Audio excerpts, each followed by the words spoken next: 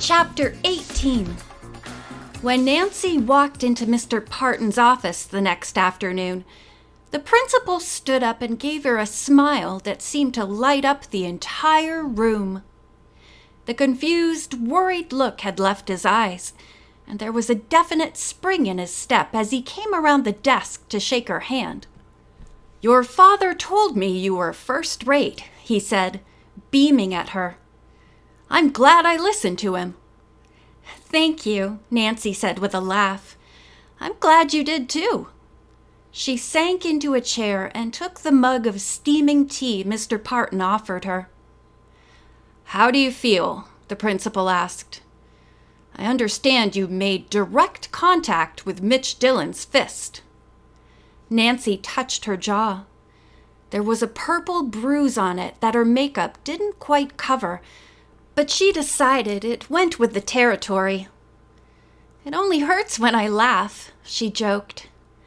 Anyway, it was worth it to see the police handcuffing Mitch Dillon. By the time the police had arrived at the park, all the fight had gone out of Mitch. He'd listened in stony silence as his rights were read to him, but Nancy could see the panic in his eyes. He was finished, and he knew it. "Murder and espionage," Mr. Parton whispered softly. "Right here in Bedford. If Jake Webb hadn't been so greedy, it might still be going on." He shook his head in amazement. "Well, Dillon won't be busy for a long time, that's for sure." "What about his foreign contact?" Nancy asked. "I don't suppose we'll ever get the whole story," Mr. Parton said. "But I heard on the news this morning that 2 diplomats checked out of their Bedford mansion last night. Mother Russia probably wanted them home fast." "I guess that takes care of the spy ring, for a while anyway," Nancy said. "What's going to happen to Darryl Gray?" Mr. Parton's high spirits took a dive for a moment. "I don't know yet," he sighed. "He's in deep trouble, no doubt about that. I still can't believe he did what he did." Nancy agreed, but she felt strongly that Darryl deserved a break. "I know you feel terrible about him," she said, "but I think if it hadn't been for Darryl, Mitch Dillon would have escaped yesterday. Darryl did the right thing in the end. He also got shot for it." Mr. Parton nodded. "You're right, and I'm sure the government will agree with you. He'll have to pay for what he did, but maybe the price won't be so high." He sipped some tea and relaxed again. "By the way, the police are holding Jake's videotape for evidence, but they've promised to keep as quiet as they can about Walt and Hal and Connie." "That's great." In spite of what they'd done, Nancy couldn't help feeling that those 3 kids had been victims as much as anyone else. "Have you talked to them?" "To all 3, Mr. Parton told her. "Hal's taking the SATs again. Walt decided to bench himself for a while, and Connie's agreed to get some help for her shoplifting problem. So there's a happy ending after all. And," he went on, "I didn't mention your part in the case, even though I wanted to." "Good. Who knows?" Nancy said. "I might have to come here undercover again someday." Mr. Parton winced and then shook hands with her. "Don't take this the wrong way," he said, "but I hope not." As Nancy took a last walk through the halls of Bedford High, there was a spring in her step, too. She had solved the case, but it was more than that. She caught sight of Hal and Walt and Connie and noticed that all 3 of them seemed to have lightened up overnight. In fact, the whole atmosphere of the school had lightened up. Maybe since the biggest secret had been revealed, the smaller secrets, injury and cheating and shoplifting, could be forgotten. A lot of kids were carrying copies of Today's Times, and Nancy noticed that Brenda Carlton had finally gotten her name on a front-page story. Beneath the headline, "Bedford Police Crack Espionage Ring."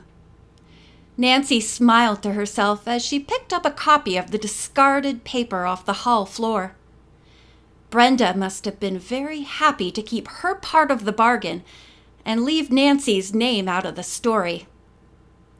As Nancy quickly scanned the article, she saw with relief that Daryl's part in helping catch Dylan got just as much play as his role of courier for spies. Brenda, naturally, didn't mention her own near-disastrous actions at all.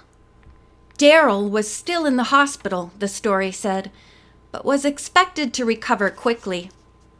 Nancy had a feeling that he could always bounce back, and she was sure that in a few years he'd get over the nightmare he'd been involved in. So things were turning out okay, she thought, as she pushed open the door and walked outside. She had just one loose end to tie up, and then she could put the Bedford High case behind her and move on to the next one, whatever it might be. The loose end was Ned Nickerson, and he was waiting for her in his car. This is as good a time as any to tell him about Daryl, Nancy thought. She pulled her jacket collar up against the chilly October wind and went down the steps to meet him. "Hi!" Ned pushed open the door for her and took her hand as she slid in. "Did everything go okay?" "Fine," Nancy said, and told him what Mr. Parton had told her. "Great. Then it's all over, huh?" "Almost." Nancy linked her fingers with his and took a deep breath. She wished she'd had a chance to discuss her problem with Bess, but there hadn't been time. Besides, Bess was so involved with Alan Wales that she was hardly paying attention to anything that was going on around her. She and Alan ate, slept, and breathed guitars and musicians. Nancy was on her own. After another deep breath, she said, "Ned, there's something I have to talk to you about." "I bet I can guess," Ned said softly. "It's Daryl Gray, isn't it?" "You mean you knew?" "Not really," Ned told her. "But I saw the way he looked at you a couple of times, and the way you looked at him." Nancy should have guessed. Ned knew her better than anyone else. "It wasn't much, really. I mean, we didn't fall in love or anything like that. I guess we were just attracted to each other. I wasn't looking for it to happen. It just did." "You don't have to explain," Ned said. He stared ahead of him at the entrance to Bedford High. "But I want to." Nancy squeezed his hand and tried to get him to look at her. "I feel terrible telling you, but it's better than keeping it from you. Because I love you," she said. "No other guy could be as perfect for me as you are." "Then it's over?" Ned asked. "It hardly got started," Nancy said. "So there's nothing to talk about, is there?" Ned finally looked at her, but Nancy couldn't read the expression in his eyes.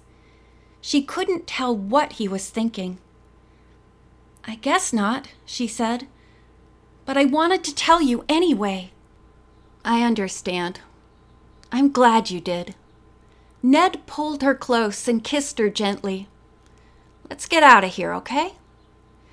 "Okay." Nancy kissed him back and settled herself in the seat. She was glad she'd told him, too, but had she done the right thing? Ned said he understood, but did he, really?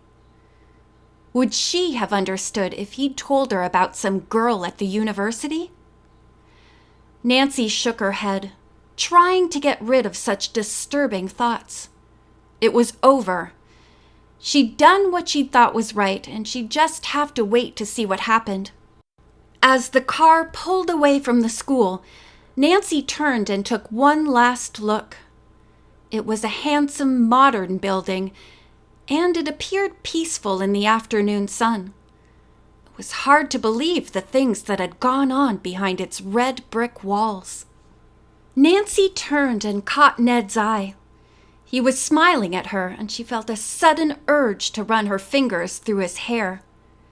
She also felt relieved that she'd told him the truth about Daryl.